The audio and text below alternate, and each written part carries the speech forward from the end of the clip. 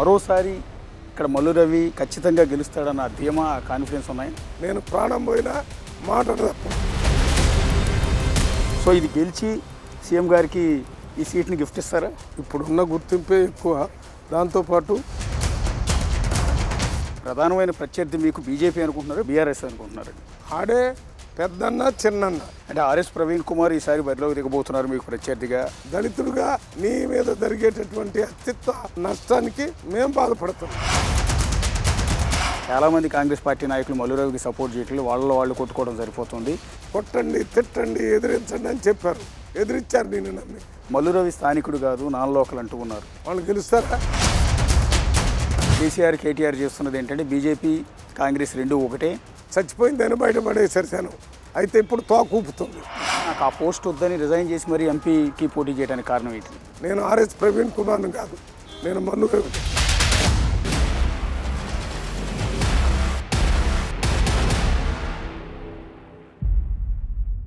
Congress party senior నేత, మాజీ MP, ప్రస్తుత నాగర్ కర్నూలు కాంగ్రెస్ పార్టీ అభ్యర్థి మల్లు రవి గారు ప్రస్తుతం మనకు అందుబాటులో ఉన్నారు.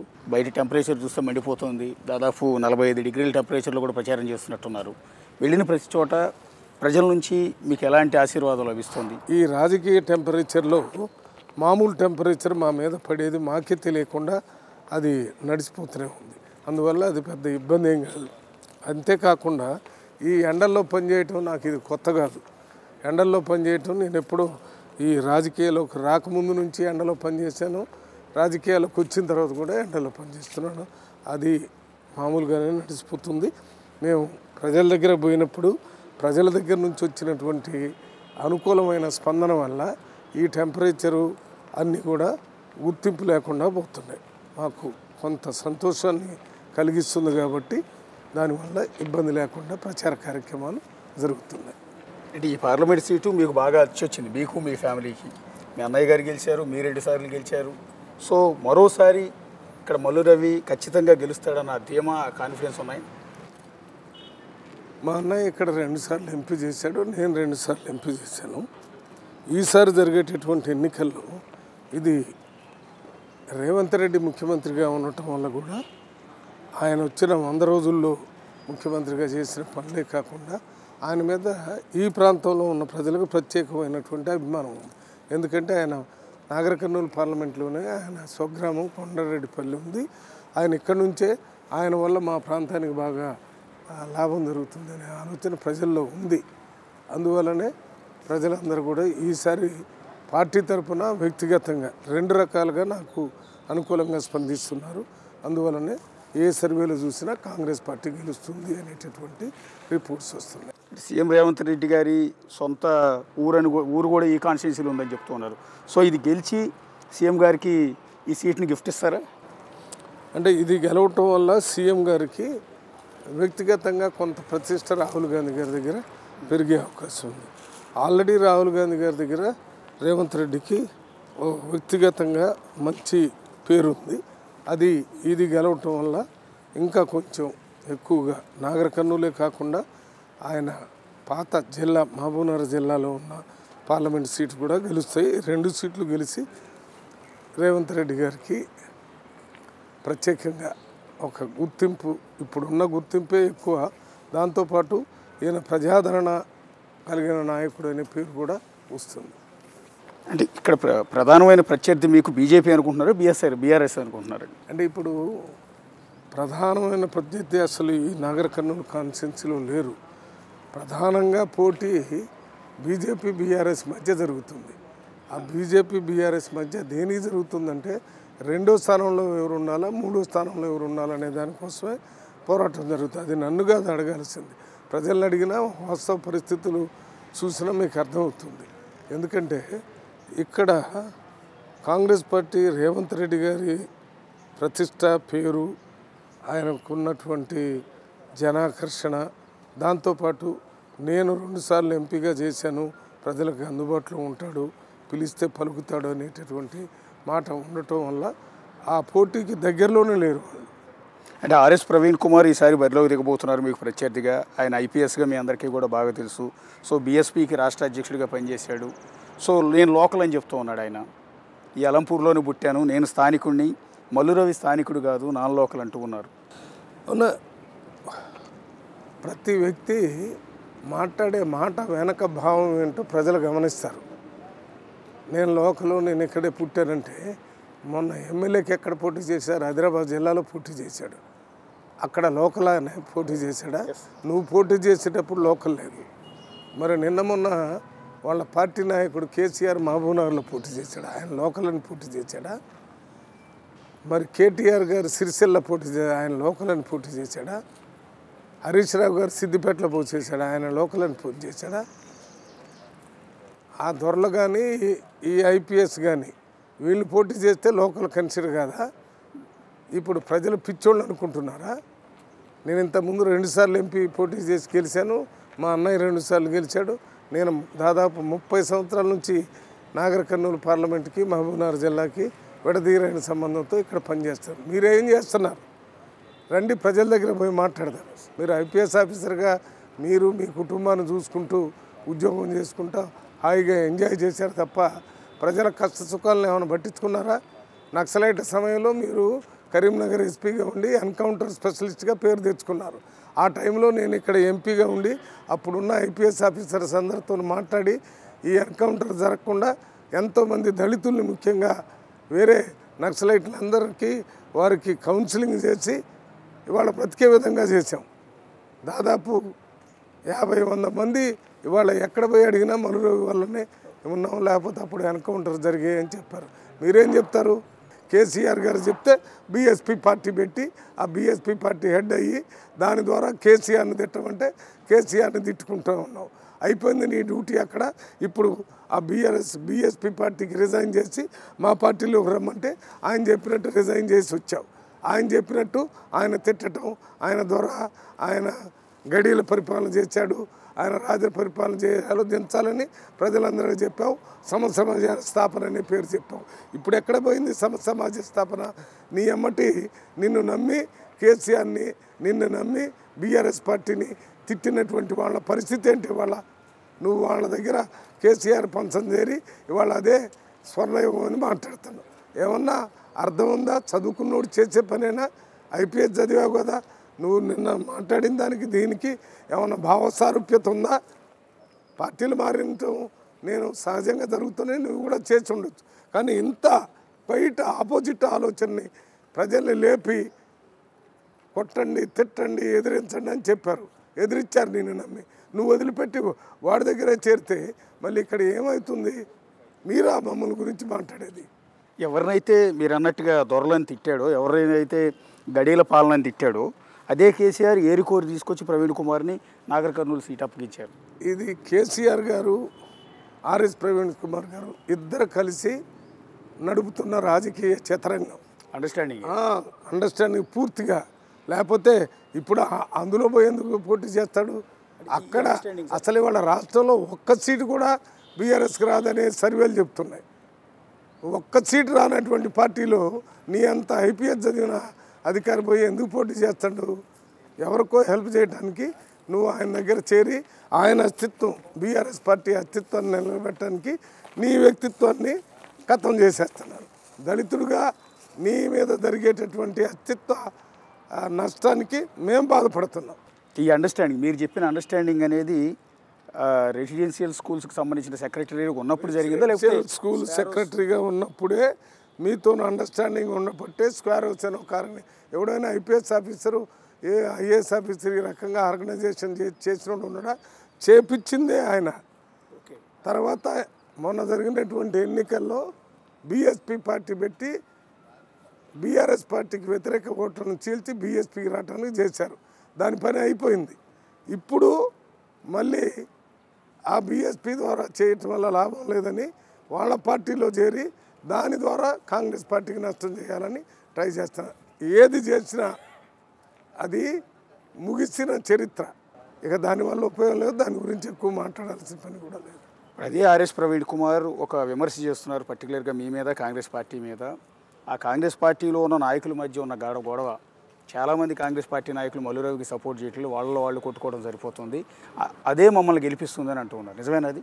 కాంగ్రెస్ పార్టీలో అంతర్గత స్వేచ్ఛ ఉంది. అది బీఆర్ఎస్ పార్టీలో కేసీఆర్ ఏం చెప్తే అది మాట్లాడాలి. ఇక్కడ నొప్పి లేచినోడు నొప్పి లేస్తుందని చెప్తాడు, నాకు నష్టం జరిగేది చెప్తాడు. కానీ అందరూ కలిసి పని చేసుకుంటారు. అందరూ కలిసి పని చేయటం వల్ల కాంగ్రెస్ పార్టీ గెలుస్తుంది. ఏదో పగటి కళలు కానీ ఏగడు వారు చేయటం లేదు, వీరు చేయటం లేదంటే ఎవరు చేయటం లేదు, ఎవరు చేయటం లేదు చెప్పండి, పేర్లు చెప్పానండి. అందరూ కాంగ్రెస్ పార్టీకే పనిచేస్తున్నారు.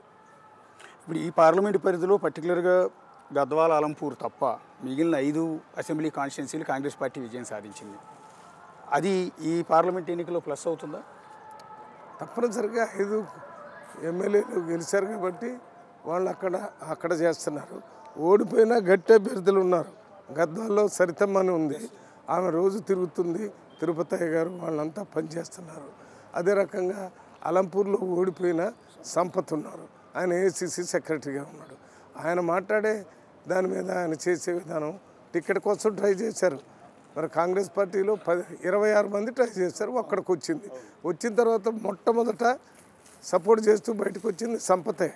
ఆయన పగట కలగాలంటే సంపద సపోర్ట్ చేయటం లేదనో లేకపోతే ఇంకెవరు సపోర్ట్ చేయటం లేదని ఆయన అనుకుంటే అది ఆయన ఆలోచనలోనే పొరపాటు ఉంది తప్ప వీళ్ళ దగ్గర ఏ రకమైన తప్పు లేదు. అధికార ప్రతినిధిగా మిమ్మల్ని నియమించారు, కానీ నాకు ఆ పోస్ట్ వద్దని రిజైన్ చేసి మరి ఎంపీకి పోటీ చేయడానికి కారణం ఏంటి? ఎందుకంటే నేను ఎప్పుడు కూడా చిన్నప్పటి నుంచి కూడా ప్రజల మధ్యలో ఉండి ఒక ప్రజల సమస్యలను పరిష్కారం చేయాలనే ఆలోచన. మరి స్పెషల్ రిప్రజెంటేటివ్గా చేయటం వల్ల రాష్ట్రంలో సమస్యలని పరిష్కారం చేయొచ్చు, కానీ అకౌంటబిలిటీ నా దగ్గర ఉండదు, అది ముఖ్యమంత్రి దగ్గర ఉంటుంది. ఇక్కడ ఎంపీగా అయితే ఈ నాగర్ కర్నూలు పార్లమెంట్లో ఉన్న 7 అసెంబ్లీల్లో బాధ్యత నాకే ఉంటుంది, హక్కులు నాకే ఉంటాయి. హక్కులు బాధ్యత ఉన్నటువంటి ఈ పాత్రను పోషించాలనేది నాకు చిన్నప్పటి నుంచి అలవాటు ఉంది కాబట్టి దానికోసం ప్రయత్నం చేశాను. దానికి రిజైన్ చేసి దీనికి పోటీ చేస్తాను. మీకు రేవంత్ రెడ్డి గారికి మధ్య అండర్స్టాండింగ్ గురించి కాంగ్రెస్ పార్టీలో చాలా బాగా చెప్పుకుంటూ ఉంటారు. ప్రతి సమయంలో కూడా రేవంత్ రెడ్డికి అండగా నిలబడి రేవంత్ రెడ్డిని ముఖ్యమంత్రి చేయాలని మొదటి నుంచి కూడా పట్టుబట్టిన వాళ్ళు చాలామంది విభేదించినా కూడా ఆయనకి అండగా సపోర్ట్గా నిలబడింది మొలిరావు అని చెప్తుంటారు. ఎట్లా ఈ అండర్స్టాండింగ్ అనేది? నేను సపోర్ట్ చేసింది ఆయన సామాజిక న్యాయం చేయాలి, ప్రజాస్వామ్య పరిపాలన చేయాలని. ఈ రెండిటి మీద లౌకిక ప్రజాస్వామ్య సామాజిక న్యాయంతో కూడిన పరిపాలన, ఈ 3 కూడా రేవంత్ రెడ్డి దగ్గర మేము 5-6 సార్లు చర్చలు చేసిన తర్వాత ఒక అవగాహనకు వచ్చి ఓహో ఈ రేవంత్ రెడ్డిని ముఖ్యమంత్రిని చేస్తే ఇక్కడ లౌకికవాదం బతుకుతుంది, డెమోక్రసీ బతుకుతుంది, తర్వాత సోషల్ జస్టిస్ జరుగుతుంది, సామాజిక న్యాయం. దానివల్ల నేను మొదటి నుంచి ఆయన పిసిసి ప్రెసిడెంట్ కావాలని, దాని తర్వాత సీఎం కావాలని, అందరితో పాటు కాకుండా అందరికంటే ముందు ఉండి మరి నాకు వీలైనంత వరకు కోఆర్డినేట్ చేసి పనిచేయటం జరిగింది. అదృష్టానికి మరి మొన్న జరిగిన ఎన్నికల్లో కాంగ్రెస్ పార్టీ స్పష్టమైన మెజార్టీతో గెలవటం, ఆయన ముఖ్యమంత్రి కావటం జరిగింది. అయిన 100 రోజుల్లోనే మరి అనుకున్న ఇస్తున్నటువంటి 6 గ్యారంటీల్లో 5 గ్యారంటీలు అమలు చేయటం, వాటి వల్ల ప్రజల్లో మంచి పేరు రావటం, అందులో భాగంగా నేను పార్లమెంటు సభ్యుడిగా నిలబడితే ప్రజలు కూడా ఓటేయటానికి ముందుకు వస్తున్నారు. సో ఈ 4 నెలల రేవంత్ రెడ్డి పరిపాలన ఈ పార్లమెంట్ ఎన్నికల్లో మీ విజయానికి ఏమైనా దోహదపడే అవకాశం ఉంటుందంటే? 100% ఈ 4 నెలల పరిపాలన రెఫరెండంలా కూడా పనిచేస్తుందని రేవంత్ రెడ్డి గారు చెప్పాం. మేము చేసిన దాన్ని చూసి ఓట్లు వేయమంటున్నాం. 2 గదులు ఇండ్లు ఇచ్చిన వాళ్ళని ఓట్లు అడగమనండి. మేము ఇప్పుడు ఇస్తున్నటువంటి ఇందిరమ్మ ఇండ్లు ప్రతి అసెంబ్లీకి 3,500, 5 లక్షల రూపాయలు మేము అడుగుతూ ఇంతకుముందు ఇచ్చిన ఇందిరమ్మ ఇండ్లు, ఇప్పుడు ఇవ్వబోయే ఇందిరమ్మ ఇండ్లు, వీటి మీద అడగమని చెప్తున్నాం. మేము ఇప్పుడు అధికారంలో రాగానే 30,000 మందికి ఉద్యోగాలు ఇచ్చాం, 50,000 మందికి నోటిఫికేషన్లు ఇచ్చాం, మొత్తం పబ్లిక్ సర్వీస్ కమిషన్ ప్రక్షాళన చేశాం. మరి మీరేం చేశారు 10 సంవత్సరాలు? మీకు అసలు ఓటు అడిగే నైతిక హక్కు అక్కడ ఉంది. దళితులకు 3 ఎకరాలు ఇస్తారన్నారు, ఇవ్వలేదు. గిరిజనులకు 3 ఎకరాలు ఇస్తారన్నా ఇవ్వలేదు. 1,00,000 ఉద్యోగాలు పూర్తి చేస్తారని చేయలేదు. ఎస్టీలకు 12%, ముస్లింలకు 12% రిజర్వేషన్ ఇస్తారన్నా ఇవ్వలేదు. KG to PG విద్యని పెడతారన్న చేయలేదు. ఇప్పుడు రేవంత్ రెడ్డి గారు ప్రణాళికలు తయారు చేస్తున్నారు. విద్య, వైద్యం ఈ రెండింటికి ప్రయారిటీ ఇచ్చి మొత్తం రాష్ట్రంలో ప్రజలు ఆరోగ్యంగా ఉండాలా, మంచిగా చదువుకోవాలనేటటువంటి ప్లాన్లు జరుగుతున్నాయి. ఇదే కాకుండా అన్నిటికంటే అతి ముఖ్యమైనది ప్రజారాజ్యం, ప్రజా పరిపాలన. స్వేచ్ఛగా ఇవాళ ప్రజలు ముఖ్యమంత్రిని, మంత్రుల్ని ఎంపీలని ఎమ్మెల్యేలని అధికారులను కలిసి వారి కష్టసుఖాలు చెప్పుకునే అవకాశం ఉంది. కొన్ని లక్షల మంది ఇవాళ ప్రజాభవన్లో అప్లికేషన్లు ఇస్తున్నారు, వాటి మీద యాక్షన్ తీసుకుంటున్నారు. మరి ఏమైంది 10 సంవత్సరాలు? ముఖ్యమంత్రిని గడిచేదానికి లేదు, మంత్రులను గడిచేదానికి తెలుసు, రిప్రజెంటేషన్లు తీసుకోవడానికి లేదు, అసలు చెప్పుకునే దిక్కు లేని పరిపాలన జరిగింది. అందువల్లనే ఇవాళ భారతదేశం మొత్తంలో తెలంగాణ మోడల్ ప్రభుత్వం కావాలని కోరుకుంటున్నారు. తెలంగాణ మోడల్ ప్రభుత్వం అంటే ఏంటి? ప్రజాస్వామ్యం, లౌకికవాదం, సామాజిక న్యాయం, ఇంక్లూజివ్ గ్రోత్. ఆ సామాజిక న్యాయంలో భాగంగానే రాహుల్ గాంధీ గారు ఇప్పుడు ఆయన రేపు ప్రధానమంత్రి కాగానే బీసీ జనగణన చేసి జనాభాను బట్టి రిజర్వేషన్ ఇస్తానని చెప్పాడు. 50% సీలింగ్ ఏదైతే రిజర్వేషన్ ఉందో అది తీసేస్తానని చెప్తున్నాడు. అదే కాకుండా పేద మహిళలందరికీ 1 లక్ష రూపాయలు ప్రతి సంవత్సరం వాళ్ళ అకౌంట్లో వేసి వాళ్ళ కుటుంబం బాగుపట్టని పనిచేస్తున్నాడు. నిరుద్యోగులందరికీ 30 లక్షల ఉద్యోగాలు ఇస్తానంటున్నాడు. డిగ్రీ డిప్లొమా చదివినటువంటి వాళ్ళందరికీ 1 లక్ష రూపాయలు ఇచ్చి ట్రైనింగ్ పెట్టి ఉద్యోగ అవకాశాలు పెంచుతారని చెప్తున్నాడు. మరి 100 రోజులు పనికి పోయేటటువంటి కూలీలకి 200 కూలీ కాకుండా 400 రూపాయలు కూలీ ఇస్తానని చెప్తున్నాడు. రైతులు పండించేటటువంటి పంటకి ఎకరానికి పెట్టుబడి ప్లస్ దానికి సగం దానికి కలిపి మన కనీస మద్దతు ధర నిర్ణయించి చట్ట ప్రకారం చేస్తానని చెప్తున్నాడు. మనకు మార్కెట్ కమిటీలో కొనేటటువంటి ఏర్పాటు చేస్తున్నాడు. ఈ 6, 5 ఈ 11 గ్యారంటీలు ప్రతి ఇంటికి నడిచి రావాలంటే ప్రతి ఒక్కళ్ళు చేయాల్సింది ఒకే ఒక్క పని. 11 గ్యారంటీలు వాళ్ళ ఇంటికి రావాలంటే ఆ ఇంటి వాళ్ళు తక్కిన వాళ్ళంతా ఒక్క పని చేస్తే చాలు. మే 13వ తారీఖున జరిగే జనరల్ ఎలక్షన్లో పొద్దున్నే స్నానం చేసి ఉతికిన బట్టలు కట్టుకుని దేవాలయానికి పోయినట్టుగా మనం పోలింగ్ బూత్కు పోయి అక్కడ కాంగ్రెస్ పార్టీ గుర్తును గుర్తించి దాని మీద ఓటు వేస్తే రాహుల్ గాంధీ ప్రధానమంత్రి అవుతాడు. ఇక్కడ రేవంత్ రెడ్డికి బలోపేతం అవుతుంది. ఇద్దరు కలిసి ఈ 11 గ్యారంటీలు అమలు చేస్తారు. అంటే కేసీఆర్ చేస్తున్న ప్రధానమైన విమర్శ ఏంటంటే వచ్చిన 100 రోజుల్లోనే, అంటే ప్రభుత్వంలోకి వచ్చిన 100 రోజుల్లోనే 6 గ్యారంటీలు అమలు చేస్తూ ఉన్నారు, ఇంతవరకు ఒక్కటి కూడా సరిగా ఇంప్లిమెంట్ చేయలేకపోయారు అని. అంటే చెవిటోడికి గుడ్డోడికి వాడు కనపడటం లేదంటే, వినపడటం లేదంటే ఏం చేయలేడు. ఏమన్నా 10 లక్షల రూపాయలతోని కొన్ని వేల మంది వాళ్ళ రాష్ట్రంలో తీసుకొని ఆరోగ్యం బాగు చేయించుకున్నారు. మొత్తం దేశంలో కొన్ని కోట్ల మంది ఆర్టీసీ బస్సుల్లో తిరిగానని స్టేట్మెంట్ ఇస్తున్నారు. మీకు కన్ను లేవా? ఒక్క చోటైనా ఆడవాళ్ళని ఎక్కనేయకుండా చేస్తున్నారా కేసీఆర్? ఈ రెండింటి మీదనే కాకుండా 500 రూపాయలకి సిలిండర్ ఇస్తామని చెప్పాము, అమలు జరుగుతుంది. ఇక్కడ ఒక్క మహబూబ్నగర్లో ఎందుకు అమలు కావటం లేదంటే కోడ్ ఉంది కాబట్టి. అదే రకంగా ఎమ్మెల్సీ కోడ్, తర్వాత ఎంపీ కోడ్ వచ్చింది, అమలు కాలేదు. అదే రకంగా 200 యూనిట్స్ అన్ని చోట్ల 0 బిల్లు వస్తుంది, ఇక్కడ అమలు కావటం లేదు, కానీ డబ్బులు వసూలు చేయటం లేదు. ఇది కూడా కోడ్ వల్లనే. ఇది కాకుండా ఇందిరమ్మ ఇళ్ళు 5 లక్షలతోని భద్రాచలం దగ్గరే ప్రారంభం చేశారు. వేరే జిల్లాలో పని జరుగుతుంది, ఇక్కడ జరగటం లేదు. ఎందుకని? కోడ్ ఉంది కాబట్టి. మరి ఎక్కడ కనపడటం లేదు అంటే అందరు నీలాగానే చెప్పేది ఒకటి చేసేది ఒక్కడ జరగలేదు. మహిళలకు ఇస్తారన్నటువంటి 2500 తర్వాత చేస్తారు. అదే రకంగా రైతులకు సంబంధించి 2 లక్షల రూపాయల అప్పు మాపి ఆగస్టు 15 కంటే ముందు పూర్తిగా చేస్తానని చెప్పి స్టేట్మెంట్ ఇచ్చి, అక్కడ హరీష్ రావు ఏదో స్టేట్మెంట్ ఇస్తే దానికి ఛాలెంజ్గా చెప్పి నువ్వు సిద్ధంగా ఉండు, నీ మెంబర్షిప్, నీ ఎమ్మెల్యే రిజైన్ చేయడానికి, మీ పార్టీని రద్దు చేసుకోవడానికి సిద్ధంగా ఉన్నామని చెప్పాడంటే ఎట్టి పరిస్థితుల్లో 2 లక్షల రూపాయలు మాఫీ చేస్తానని చెప్తున్నాడు. కేసీఆర్ నీకు ఇంకేం కావాలా? ఏం కావాలో చెప్పు. నీకెన్ని చెప్పినా వినవు. ఎందుకని? నీకు చెవుడు, నీకు కళ్ళు లేవు. ఒక మాటలో చెప్పాలంటే మొన్న ఎలక్షన్లోనే అది చచ్చిపోయిన పాము లాంటిది, చంపి పడేశారు. చచ్చిపోయిందని బయట పడేశారు జనం. అయితే ఇప్పుడు తోక ఊపుతుంది. ఈ తోకను కూడా ఊపకుండా రేపు పార్లమెంట్ ఎలక్షన్లో చేస్తారు. అందువల్లనే ఒక్క దగ్గర కూడా కలుస్తారని ఏ సర్వేలు కూడా చెప్తున్నారు. మరి ఇంకేం మాట్లాడతారు? మీరు ఎవరు కోట్లు వేసుకుంటున్నారో కనీసం మీ డిపాజిట్ దొరికేటట్టు చేసుకోండి. ఇప్పుడు మీరు చెప్పిన దాంట్లో ఒక ఇంట్రెస్టింగ్ పాయింట్ ఉంది. ఒకటి ఎమ్మెల్సీ కోడ్ వచ్చింది మీ పార్లమెంట్ పరిధిలోనే, అలాగే ఇప్పుడు ఎంపీ ఎలక్షన్ కోడ్ వచ్చింది. ఈ 2 కోడ్ల వల్ల 6 గ్యారంటీలు ఇక్కడ ఇంప్లిమెంట్ చేయకపోవడం అనేది మీకేమన్నా ఎఫెక్ట్ పడే అవకాశం ఉంటుంది? 2 ఇంప్లిమెంట్ అయితేనే ఉన్నాయి. ఈ కోడ్ కంటే ముందు నుంచి కోడ్ తర్వాత చెప్పే ఏంటి, ఏది మన 500 రూపాయలకి సిలిండరు, 200 రూపాయలకి 200 యూనిట్ కరెంటు, అదే రకంగా ఇందిరమ్మ ఇల్లు. ఈ 3 కూడా అమలు చేస్తారనే విషయాన్ని మేము ప్రతి మీటింగ్లో చెప్తున్నాం కాబట్టి ప్రజలకు అర్థమవుతుంది.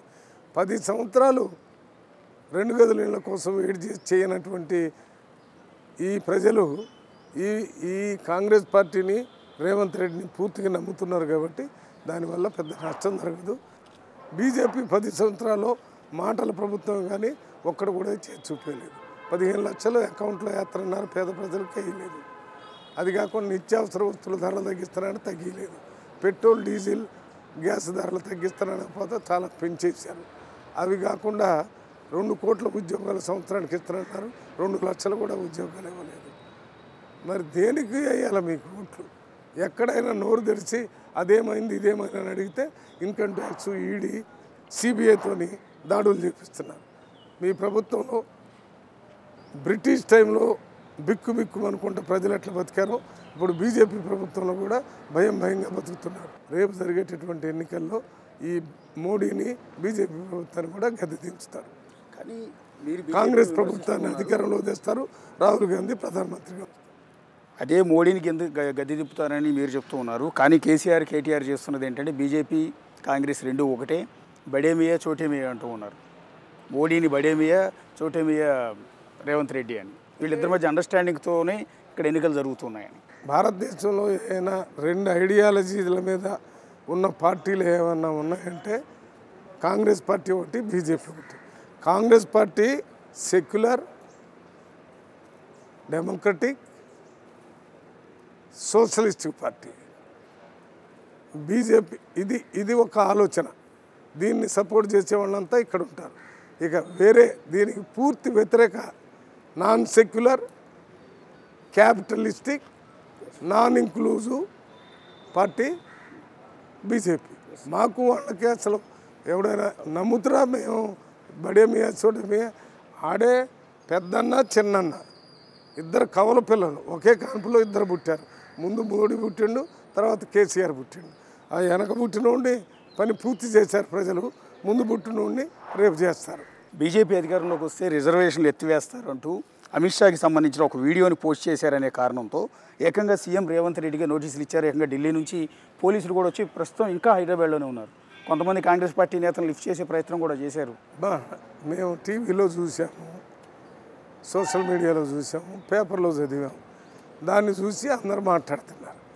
బీజేపీ అంటేనే రిజర్వేషన్లకు వ్యతిరేకం అనేది. నిన్న మొన్న మోడీ గారు, అమిత్ షా గారు వచ్చి మేము ప్రభుత్వంలోకి వచ్చిన వెంటనే ముస్లిం రిజర్వేషన్ తీసేస్తారని, దాని తర్వాత ఎస్సీ, ఎస్టీ, బీసీ మైనార్టీ కూడా తీసేస్తారని ఒక వీడియో వచ్చింది. దాన్ని చూసి అందరం చెప్తున్నాం. మీరు పోలీసులతో రాజ్యం చేయాలంటే నడుస్తుందా? ఇక్కడ పోలీసులను చూపించి భయపెడుతున్నారా? రేపు అధికారం కోల్పోయిన తర్వాత ఇదే పోలీసులు మిమ్మల్ని అరెస్ట్ చేసి తీసుకుపోతారు. వాళ్ళకు ఒక రాజ్యాంగపరమైనటువంటి హక్కులు ఉన్నాయి, రెస్పాన్సిబిలిటీస్ ఉన్నాయి, బాధ్యతలు కూడా ఉన్నాయి. ఆ బాధ్యతల్ని మీరు వ్యక్తిగతంగా ఉపయోగించుకుంటే అవి ఎక్కువ కాలం నడవదు. అంటే పర్టికులర్గా ఎలక్షన్ ముందు ఈ రిజర్వేషన్ల అంశం ఏదైతే తెర మీదకి వచ్చిందో, సీఎంకు నోటీసుల అంశం ఈ ఎన్నికల మీద ప్రభావం చూపించే అవకాశం ఉంటుంది. ఎందుకంటే ఎప్పుడైతే ఢిల్లీ నుంచి పోలీసులు వచ్చి రేవంత్ రెడ్డికి నోటీసులు ఇచ్చారో ఆ మరునిమిషం నుంచే CM Revanth Reddy open up అయిపోయారు. అసలు రిజర్వేషన్లు ఎత్తివేతకు బీజేపీ మొదటి నుంచి మండల కమిషన్ దగ్గర నుంచి, వెంకటాచల సిఫార్సుల దగ్గర నుంచి మొత్తం చెప్పటం ద్వారా ఇది ప్రజల్లోకి ఒక పాజిటివ్ సైన్ వెళ్తుందా? పర్టికులర్గా మీ ఈ కాన్స్టిట్యూన్స్, దళిత రిజర్వ్డ్ కాన్స్టిట్యూన్స్ అన్ని చోట్ల మేము ఎక్కువగా చెప్పాల్సిన పని లేదు. మేము బీసీ జనగణన చేస్తామని రాహుల్ గాంధీ చెప్పినప్పుడే బీసీల్లో ఒక అనుకూలమైన వాతావరణం వచ్చింది. ఇక బీజేపీ అప్పుడు మండల కమిషన్ అప్పుడు వ్యతిరేక పోరాటం చేసిన దాంట్లో ముందు నడిపించింది బీజేపీయే కదా. ఆ మధ్య రాజ్యాంగాన్ని రద్దు చేస్తారని చెప్పారు కదా. వాజ్పేయి టైంలో రాజ్యాంగాన్ని మారవటానికి కమిటీని వేసాను కదా. ఆ మధ్యలో ఒకసారి ఈ ఆర్ఎస్ఎస్ వాళ్ళు, అంతకుముందు బీజేపీ వాళ్ళు స్టేట్మెంట్ ఇచ్చారు కదా రాజ్యాంగాన్ని మారుస్తామని. ఇప్పుడు కదా రాజ్యాంగాన్ని మార్చాలని స్టేట్మెంట్ ఇస్తున్నారు. నిన్న మొన్న ఆర్ఎస్ఎస్ చీఫ్ అని చెప్పాడు, మేము రిజర్వేషన్ని కొనసాగిస్తామని ఎందుకు చెప్పాడు? ప్రజల్లో వ్యతిరేకం వచ్చినందుకే కదా చెప్పింది, లేకపోతే ఆయన చెప్పాల్సిన అవసరం ఏముంది? పార్లమెంటు నియోజకవర్గంలో మాలామాదిగా ఈక్వేషన్ కొంత కనిపిస్తుంది కదా, ఇక్కడ మాదిగలు ఎక్కువ మంది ఉన్నట్టున్నారు, మీరు మాల కమ్యూనిటీకి సంబంధించిన వాళ్ళు, అదేమన్నా మాదిగలు మీ వైపుకు తిప్పుకోవడానికి ఏమైనా ట్రై చేస్తున్నారా? నీకు ఒక విషయం చెప్తానన్న, నేను వాళ్ళని తిప్పుకోవటం వీళ్ళని తిప్పుకోవటం ఉండదు. ఇది షెడ్యూల్డ్ క్యాస్ట్ మధ్య జరిగేటటువంటి ఎన్నిక కాదు, ఎస్సీ వెల్ఫేర్ అసోసియేషన్ కాదు, ఇది పార్టీల మధ్య జరిగే ఎన్నిక. Congress party, BRS party, BJP party, BSP party, ఈ పార్టీల మధ్య జరిగేటటువంటి ఎన్నిక. ఏ పార్టీకి ప్రజలు అనుకూలంగా ఉంటే ఆ పార్టీ గెలుస్తాము.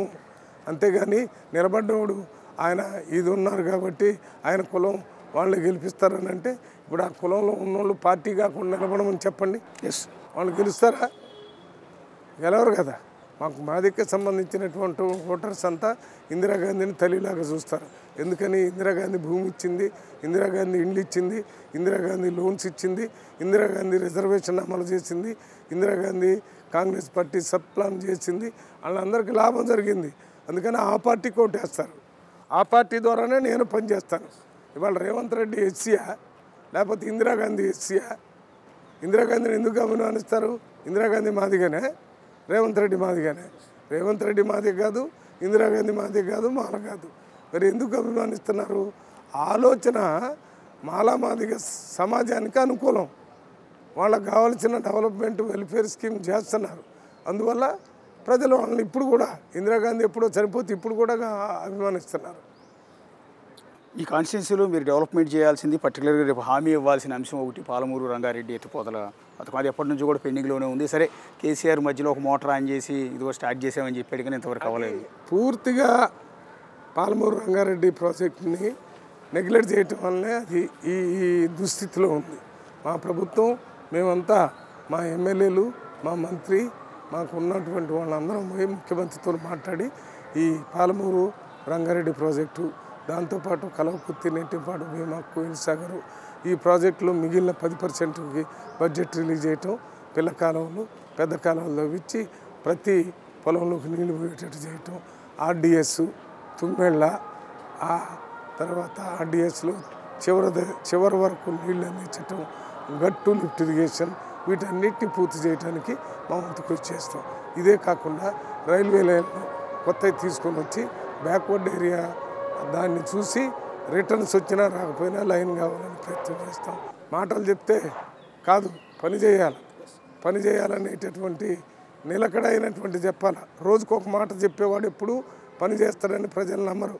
నేను ఇప్పుడు 40 సంవత్సరాల నుంచి కాంగ్రెస్ పార్టీలో ఉన్నాను, కాంగ్రెస్ పార్టీలోనే కొనసాగుతున్నాను. ఎంపీ సీట్ వచ్చినా రాకపోయినా, ఎమ్మెల్యే సీట్ వచ్చినా రాకపోయినా, అధికారంలో ఉన్నా లేకపోయినా కాంగ్రెస్ పార్టీ ఐడియాలజీని నమ్మి ప్రజలకు ఇచ్చిన మాట మీద నిలబడ్డాను. అందువల్లనే నేను ఎంపీ ఎమ్మెల్యే కంటే కాంగ్రెస్ పార్టీ నాయకుడిగానే ప్రజలకు ఎక్కువ సేవ చేస్తున్నాను.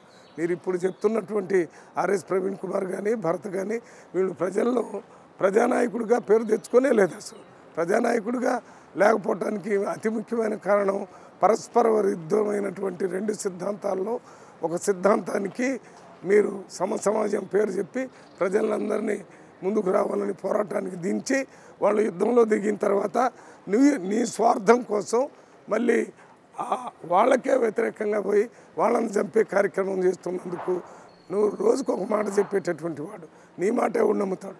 నేను ప్రాణం పోయినా మాట తప్పను, ప్రాణం పోయినా పర్లేదు, కానీ మాట ఇస్తే మాట మీద ఉంటాను, ఒకే ఆలోచన మీద ఉంటాను. మీలాగా నాకేదైనా పదవి ఇస్తానంటేనో, మంత్రి ఇస్తానంటేనో, లేకపోతే ఆ పార్టీలో టికెట్ ఇస్తానంటేనో మాట మారను. నేను ఏ సిద్ధాంతం కోసం ఉన్నానో, ఏ ప్రజలకు మాట ఇచ్చానో ఆ మాటల కోసమే పనిచేస్తాను. నేను ఆర్ఎస్ ప్రవీణ్ కుమార్ని కాదు, నేను మల్లు రవిని. కేటీఆర్ రీసెంట్గా గద్వాల్లోని హ్యాండ్లూమ్ యూనిట్ని ఒక 5-6 ఏళ్ల క్రితం శంకుస్థాపన చేసినట్టున్నాడు. ఇంతవరకు అది ప్రారంభం కూడా నోచుకోలేదు. సో ఇక్కడ చేనేత కార్మికులను ఆదుకోవడానికి మల్లు రవి చేనేత కార్మికుల్నే కాదు, రైతుల్ని, చేనేత కార్మికుల్ని, పేద ప్రజల్ని, 2 ఇళ్ళ ఇళ్ళు, చదువులు అన్నీ మోసమే. మాట చెప్పేది ఒకటి, చేయకుండా ఉంటాం.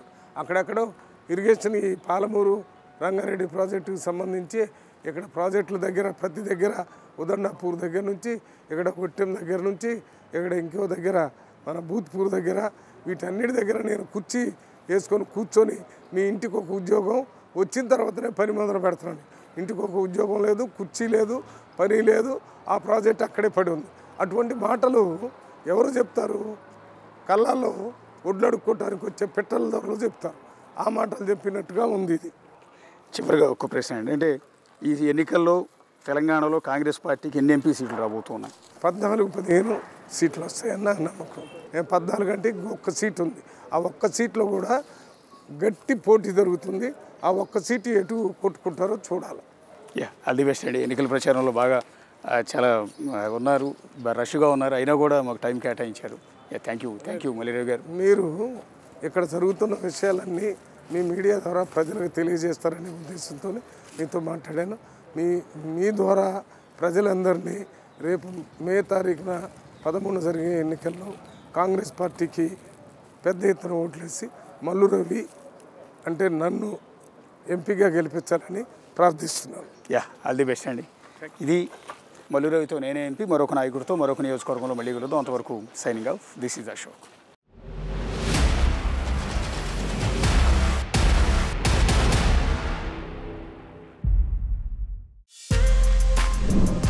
For more videos like this, subscribe Big TV channel.